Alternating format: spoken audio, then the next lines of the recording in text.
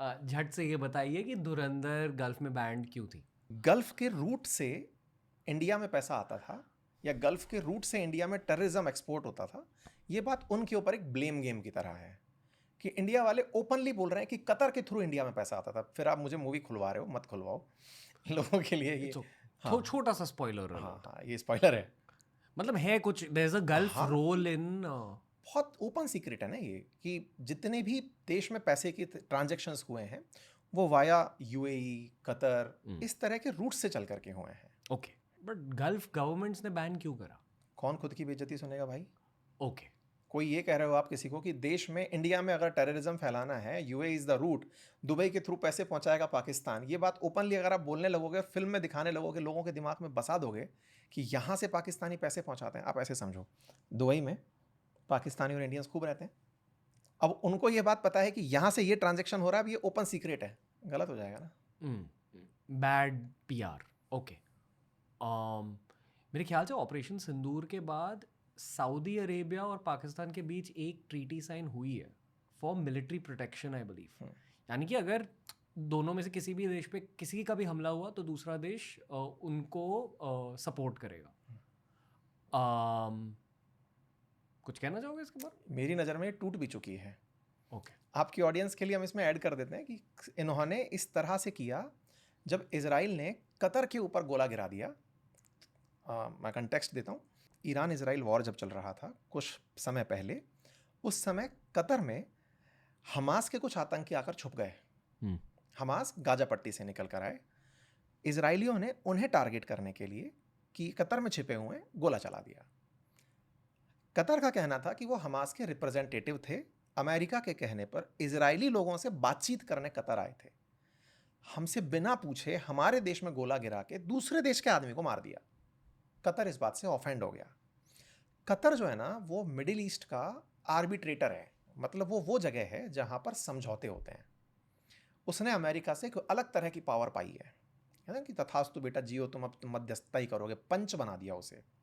वो ऐसा देश है जहां पर अगर आप राइवल्स भी हैं तो बैठ के टेबल टॉक कर सकते हैं। अगर ईरान को सऊदी से बात करनी है, आओ कतर बात कराएगा। अफगानिस्तान से अमेरिका को बात करनी है, आओ कतर कराएगा। अगर आपको हमास और इजराइल की बात भी करनी है, पड़ोसी हैं, गाजा पट्टी में रहते हैं, कतर में आइए, बात कर जाएंगे। आतंकवादियों के भी ऑफिस हैं वहां।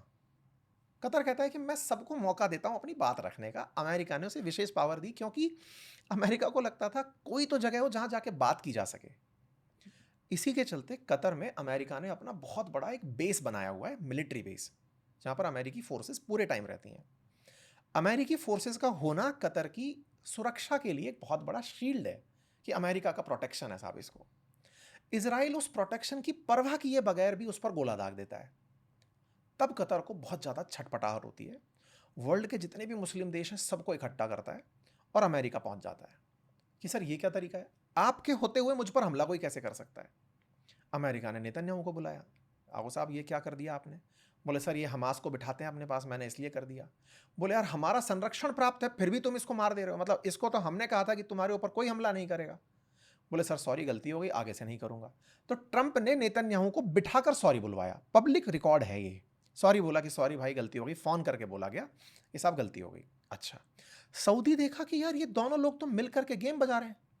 कतर में गोला गिराते हैं, एक गुड कॉप बन रहा है, एक बैड कॉप बन रहा है, एक ने आकर गोला दागा, एक सॉरी बुलवा दे रहा है। जबकि इसराइल और अमेरिका एक ही है, मतलब एक्सटेंडेड अमेरिका है इसराइल, ठीक है। सऊदी को जैसे ये समझ में आता है कि यार ये तो मामला गड़बड़ है, कल को इसराइल उठा के हमारे गोला मार देगा। अच्छा, सऊदी की बहुत बड़ी पावर है, सऊदी अपने आप में मुस्लिम राष्ट्र में सबसे पावरफुल कंट्री है। सऊदी को जैसे ये समझ में आता है तो उसे एक खेल समझ में आता है कि मुझ पर हमला कब नहीं हो सकता। वर्ल्ड ने एक ऑर्डर डिकोड किया, जिनके पास में न्यूक्लियर वेपन है उन पर हमला नहीं हो सकता। कतर को यह रियलाइज हुआ कि अगर मेरे पास न्यूक्लियर बॉम्ब होता तो मुझ पर हमला नहीं होता। न्यूक्लियर बॉम्ब ईरान बनाना चाहता है इसलिए उस पर हमले हो रहे हैं। न्यूक्लियर बम हुआ तो हम बच जाएंगे।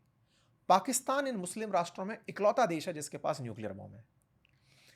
सऊदी ने कहा कि सुनो पाकिस्तान, तुम हमारे साथ आ जाओ यार, इसलिए आ जाओ कि कल को हमारे ऊपर हमला हो तो तुम जिम्मेदारी लेना कि तुम सामने वाले पर गोला फेंकोगे। पाकिस्तान ने कहा इससे अच्छा क्या हो सकता है, हम तुम्हारे यहां भीख मांगते थे, आज तुम्हारे साथ बैठेंगे। पाकिस्तान राजी हो गया, सऊदी के साथ सेटल हो गया। लेकिन पाकिस्तान इस खुशी में बहुत आगे बढ़ गया कि सऊदी मेरे साथ एनी टाइम रहेगा। उसके तुरंत बाद ही महीना भर बीता होगा, अफगानिस्तान से सर्जिकल स्ट्राइक पाकिस्तान में हो जाती हैं और पाकिस्तान अफगानिस्तान में कर देता है। दोनों आपस में झगड़ लेते हैं। सऊदी फिर से शांति पाठ पढ़ाता है, शांति शांति शांति। तो मैंने जो कहा कि ट्रीटी एग्जिस्ट नहीं करती है, इसका मतलब ये है कि पाकिस्तान पर हमला हुआ, सऊदी ने केवल शांति दी, कोई सेना नहीं भेजी। इसलिए same logic, no friends in geopolitics, everyone is looking out for their own best interest. Okay, geopolitics में पैसा पावर है, पैसा जिसके पास है वो सबसे पावरफुल है, और यही सबसे बड़ा रूट कॉज है कि हर व्यक्ति पैसे के पीछे भाग रहा है। ओके।